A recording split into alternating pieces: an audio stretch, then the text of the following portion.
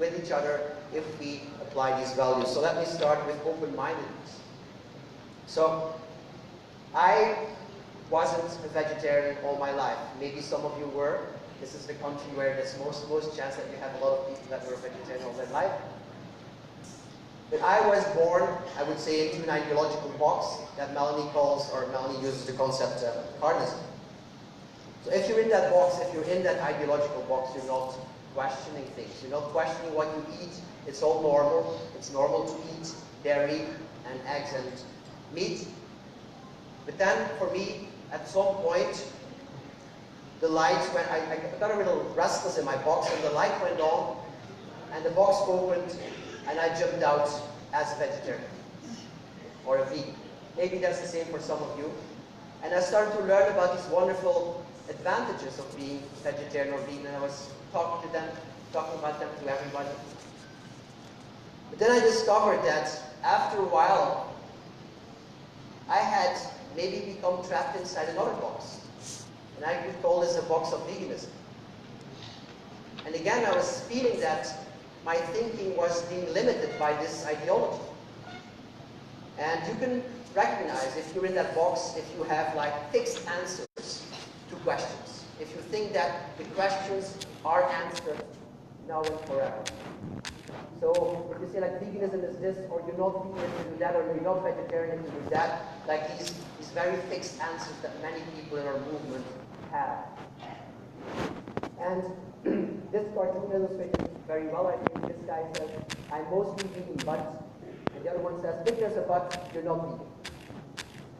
You know, the idea that we should not question things, I think that's a very bad idea.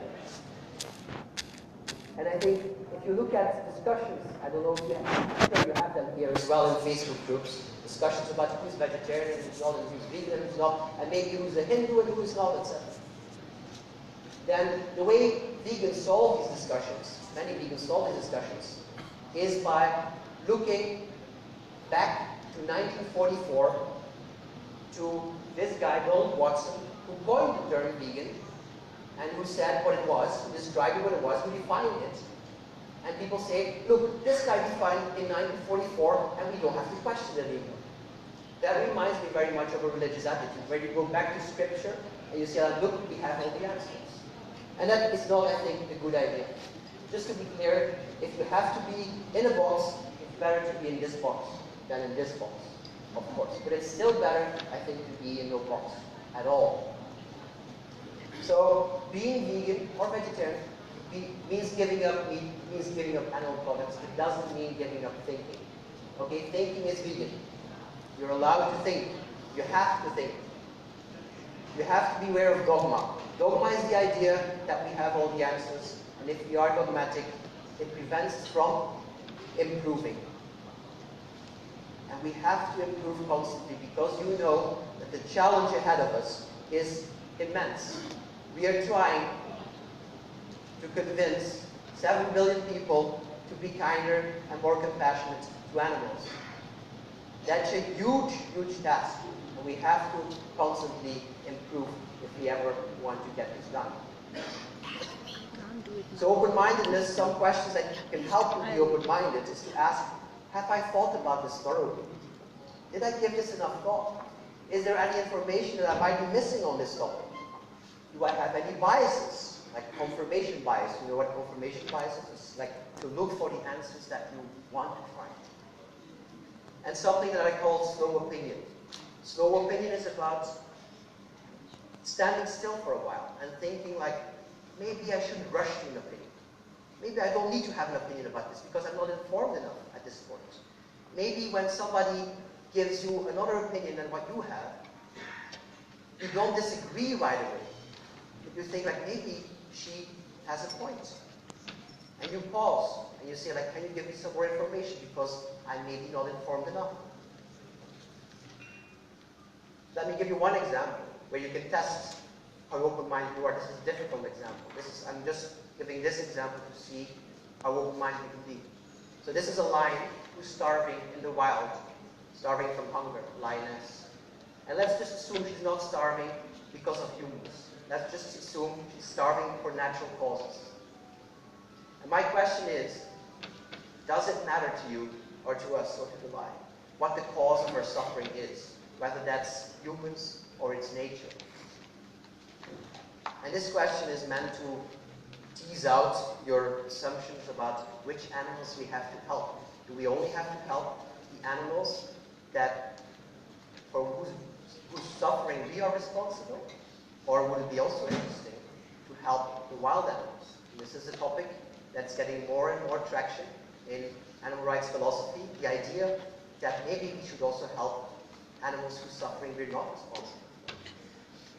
Just to see, you can think about this in your bed tonight, just to see how it would mind. The second one is empathy.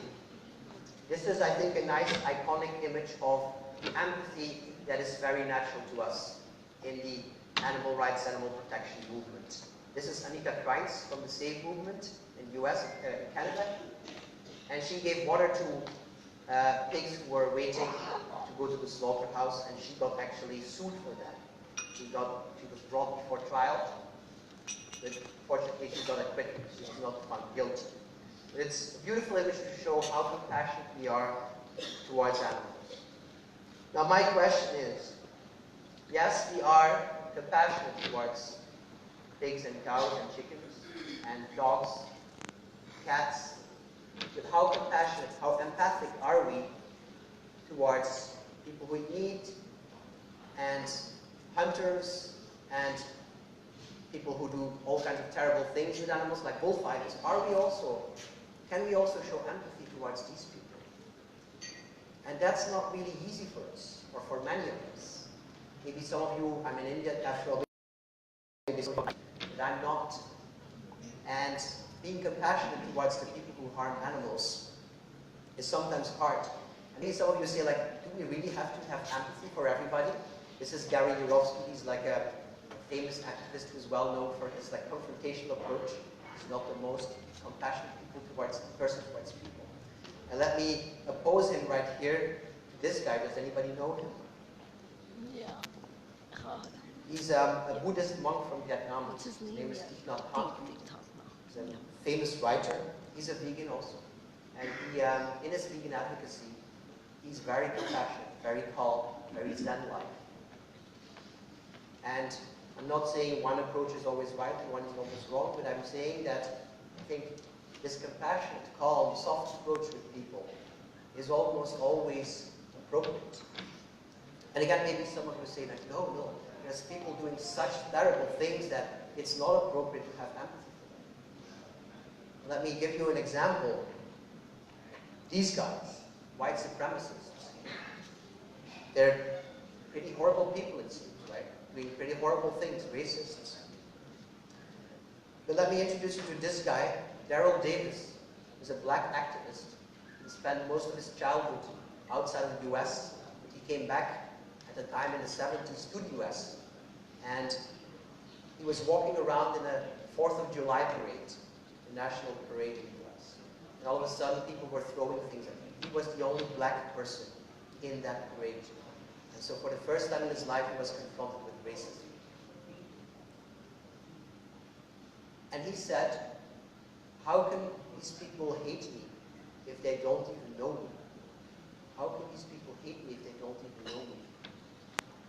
And then he said, well, I don't know them either. And so what he did, instead of like judging them right away, he set out to know them, to get to know these racists, these horrible people. And he built up relationships with them. He visited them at their house, he had conversations with them.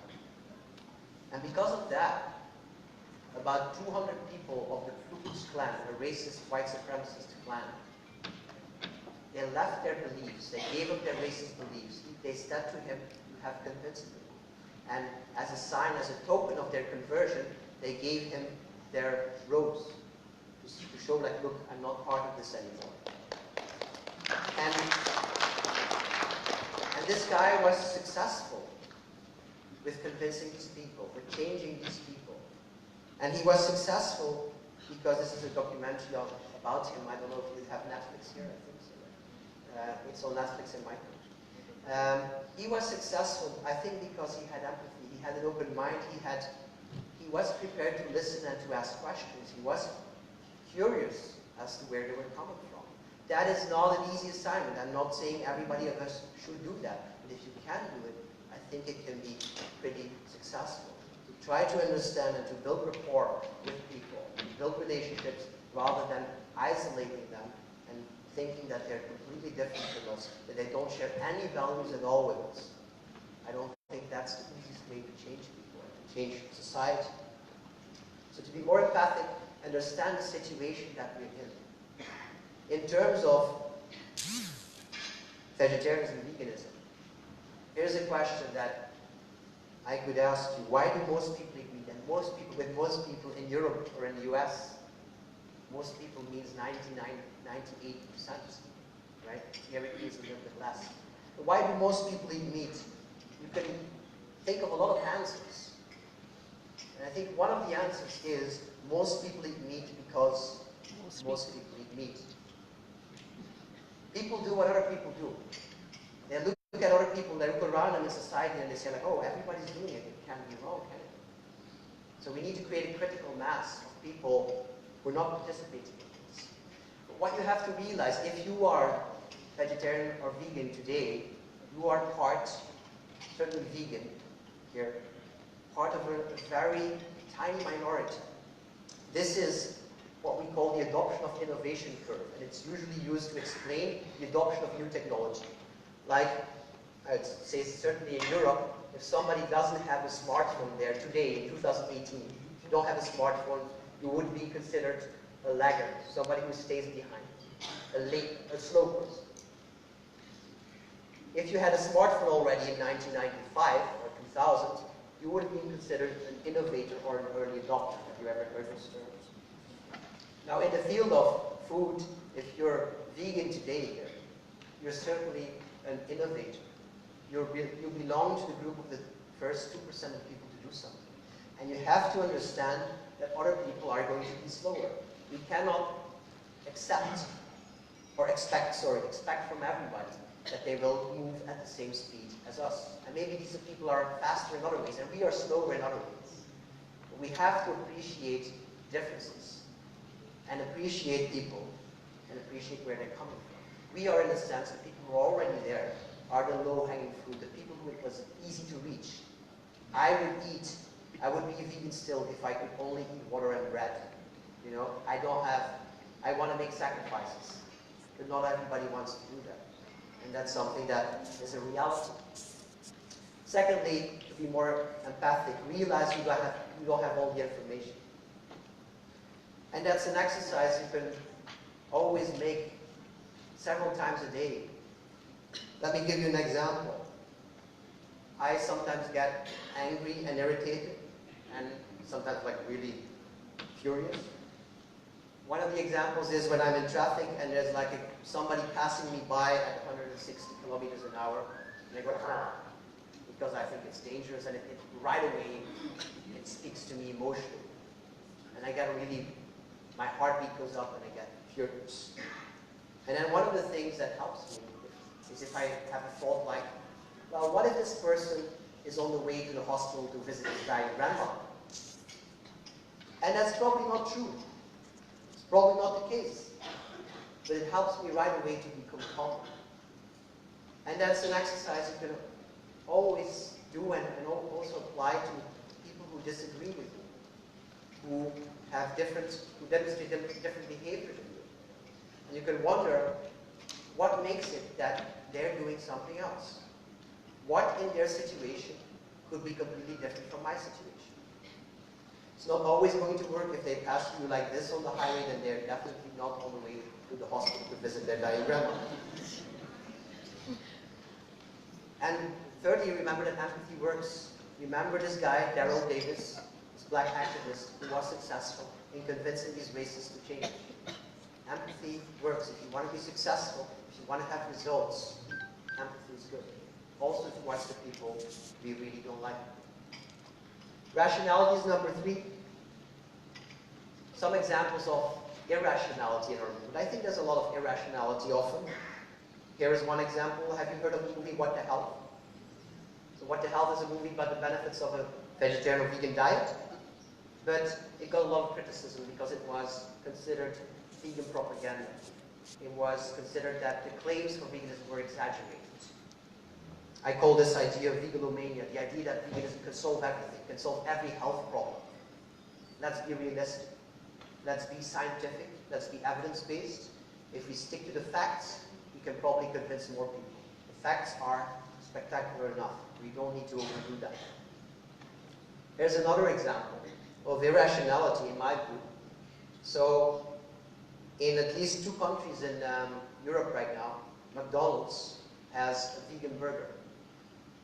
And it's a very recent thing. And when it was introduced, I saw a lot of vegans talking about this on Facebook and discussing this the way we discuss everything. And there were people saying, oh, I hate this, and McDonald's shouldn't do this, and I hate McDonald's, and it's evil, and it's with death, and I don't even go into McDonald's to pee in their bathrooms. But is this rational? I mean, you think that this is not a good thing?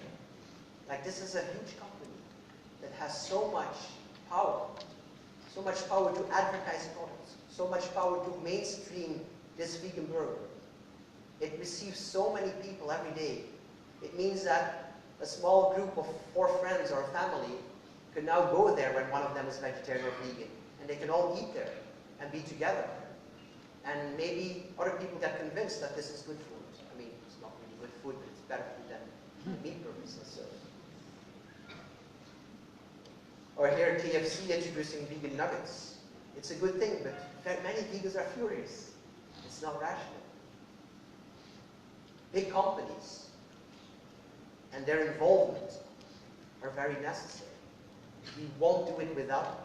They're not going to just disappear from one day to another. And they're also not going vegetarian or vegan from one day to another. So the only thing they can do is to slowly transform it, to slowly get better. That's just the reality. Something else that I want to talk about in terms of irrationality is purity. Purity in the sense of like being very strict. And if you're religious, purity may make sense.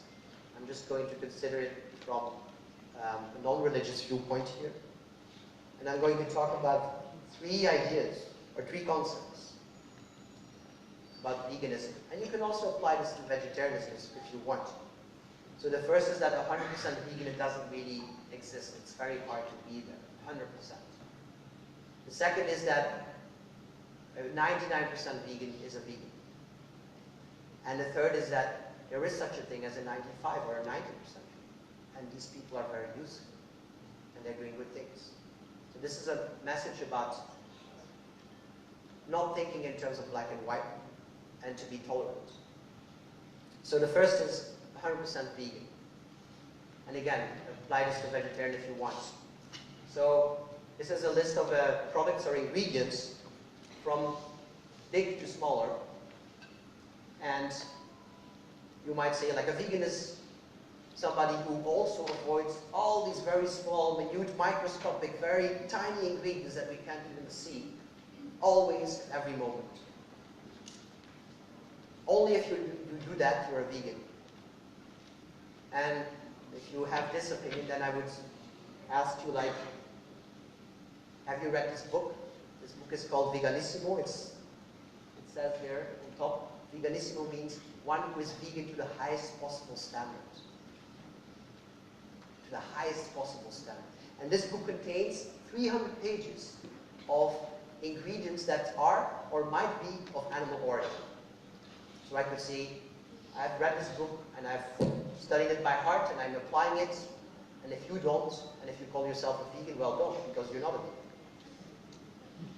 And that would be such a silly attitude, because it's focusing just on details.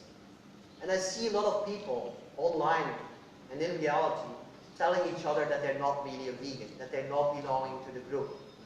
I don't know if you have it here. I've heard from some friends in India that it's the same problem everywhere also here. We can be very, very, very vegan. We can be so vegan that we don't watch Kevin Bacon movies. But it's a useless game to play. I think we have to focus on the big things, not the small things. We have to focus on where we are making a difference, where we have actually an impact on demand and on supply. These people in Europe and in America, they're called dumpster divers or freegans. They eat foods that they can find for free. I mean, I can imagine that here it's a completely different situation for some people. But so we have people who say like, well, whatever I can find for free, I'm going to eat. And if some people of them are vegan or consider themselves vegan, but if they find meat or animal products in the trash or that supermarkets are throwing away, they will eat it. And I'm fine if they want to call themselves vegan, because they have, what they do has no impact on demand, right? Nobody is going to produce more because somebody eats what is being thrown away in the trash. Conversely, you have to also remember that it's not because a product is plant-based that it's automatically good. What could be wrong with chocolate, with vegan chocolate? What could be wrong with it? Any idea? Sugar. Sugar. Sugar, yeah, it's not a healthy product, but like more in the ethical realm. The slave labor. Slave labor, yes. Child slave labor even, right? Also, we always talk about beef requiring a lot of water, but chocolate, unfortunately, also requires a huge amount of water. So it's not very good for the environment. So just want to say, it's not because we eat vegan that you're perfect in all senses, and that all these products are really perfect. Second concept is a 95% vegan. And I'm saying that this is a good thing, that this is a concept, because some people disagree, and they would say, no, there is no such thing like a 95% vegan, just like there's no such thing as a 95% pregnant woman. You are either pregnant or you are not. You're vegan or you're not. I think that's not a productive way of looking at it. It's a very binary, a very black and white way of looking at it. So if somebody wants to say, I'm 95% vegan, I mean, why not? They do a lot of the work. And it's very clear what that means, right? Raw food people, I don't know how many you have of them here, but raw food people also talk in these terms. They say, I'm 80% raw, I'm 90% raw. It's useful. And it gives people an idea or a concept of something that is a goal that they can aspire to, but there are already also many stages in between that are very useful and helpful. And thirdly, the 99% vegan, which is a concept that sometimes gets me in trouble because people, some vegans say like, no, it doesn't exist and you have to do it's all or nothing. So what is an example of a 99% vegan?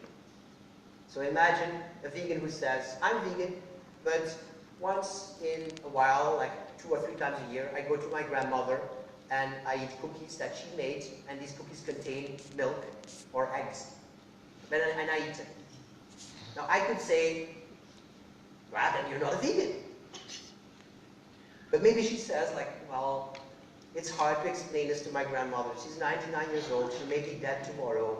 I'm not gonna bother. And of course, I mean, that's fine. You know, she does it with respect for this woman. She does 99.9% of the work. Why would we say that she's not one of us? Why would we say you don't belong to the group? That's silly. Look at it this way. I'll skip it. If this is the number of meals you have in a year, and if one of them is not vegan or not vegetarian, this one there, that meal would still contain some plant products. So part of that meal would be animal products. If you eat like this, you would eat, or you would be 99%, 99.7% vegan. That's vegan enough, right? That's no reason to tell somebody you don't belong to the club. So let's get rid of this black and white idea that you're either part of the problem or part of it. I think people who make a conscious effort and who make a significant effort, they're already part of the solution. I'm not worried about, I don't know if this picture makes sense here, I don't think so. Oh, it does? Oh, it's world famous? Okay. So this is Manuel from Faulty Towers, and he's a waiter in this hotel. I'm not worried about confused waiters. Like people say, like, look, if we don't make it clear to the waiter what veganism is, they will be confused and they will give us that we don't want to eat. And yeah, it could happen, but is that our first worry? I mean, we're in a world where 70 billion animals are killed just for food alone. and then we're going to worry about a little confusion. I don't think that's a priority. I'm also not worried about watering down veganism or creating like a 98% vegan world. First of all, if we would get there, that would already be terrific. But secondly, if we get there, the rest will take care of itself. It will not be economically viable anymore to have 2% of animal products. We will have found solutions and alternatives to that by then. So don't worry about not getting there all the way. I'm worried about alienating meat eaters. People say, like, what is this? Is this a religion? I can't get my head around how you think, because it's not rational. I'm worried about alienating vegans. I see so many people in our movement, in the vegan movement, who are saying, like, well, I don't feel I belong. I've been in this Facebook group and in that Facebook group, and they were talking to me that I was not a real vegan, and they were criticizing me because I did this and I did that. That's not useful. We have to create a big group. We're not about creating the world's smallest club, right? We're not about raising the price of membership so high that nobody can join us.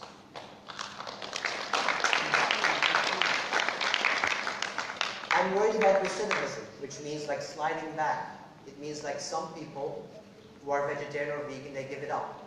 One of the reasons they give it up is that they find it too difficult. But it's only as difficult as we make it. We can make it very, very difficult. And again, we can make the price so high, nobody can join. That's not the idea. I'm worried about singing, and then you take the vegetarian box. But that's a pity, right? That's unfortunate. But saying that there's less of us than there actually are. Because for all practical purposes, you are. I'm worried about making a small group of people even smaller. Vegetarians here are a big group, vegans here are a very small group. Somebody said about 1,000 activists in India on a population of 1.3 billion people. They're tiny here. They're hardly in any country over 2%, usually less. Tiny group. If we want to change things, we'll have to get a lot bigger. We have to create critical mass. That's not going to happen by telling everybody they can join. So instead of looking at this in terms of black and white, vegan or non-vegan, binary, let's look at this as a spectrum. Okay? From being things in between. Vegetarians, reducers, almost vegans, people who do it one time a week, etc. And they're all very useful. Why is that? It's because they create critical mass. At least in other countries outside India. The critical mass, the demand for vegetarian products comes from people who reduce in the first place.